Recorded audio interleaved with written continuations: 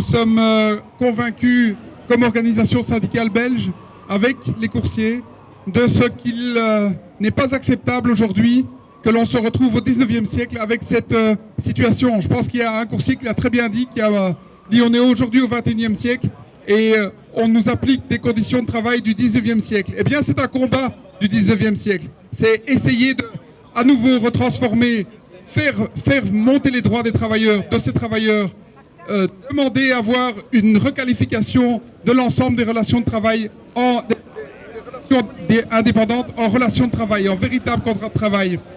Ce sont des éléments qui sont fondamentaux. Et il faut aujourd'hui, on voit qu'on commence à gagner dans différents pays européens, qu'on commence à gagner, et j'espère que ça sera le cas aussi en Belgique, qu'on commence à gagner ce combat par rapport à la requalification du contrat.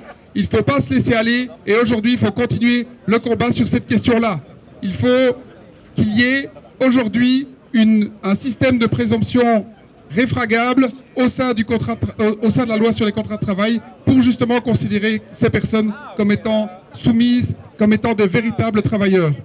Et donc, ce que je voulais simplement dire ici, en étant avec vous, c'est l'ensemble des organisations syndicales belges, en cette journée mondiale du travail décent, c'est important de le souligner, 7 octobre, c'est une journée mondiale de lutte en faveur du travail décent. C'est aussi une question que l'on doit apprécier en Belgique. En Belgique, il y a aussi des personnes qui n'ont pas un travail décent. Ce que nous voulons faire, c'est justement faire en sorte que les coursiers, les travailleurs de plateforme aient un travail décent demain. Donc nous, on est ici aujourd'hui pour revendiquer des conditions de travail pour les travailleurs des plateformes qui soient dignes. La Commission européenne se penche aujourd'hui, ainsi que le gouvernement belge, sur ces travailleurs des plateformes et c'est très important pour nous. Parce que les travailleurs des plateformes aujourd'hui ne bénéficient pas des mêmes conditions de travail que tout travailleur en Belgique. Ces travailleurs des plateformes ne sont pas des sous-travailleurs et donc leur statut doit être revu. Aujourd'hui, ils sont embauchés dans des statuts qui ne correspondent pas à leur situation de fait, c'est-à-dire qu'ils devraient être salariés pour la plupart et ils sont aujourd'hui soit indépendants, soit dans un régime d'économie collaborative qui leur offre à chaque fois très peu de droits et de protection au travail.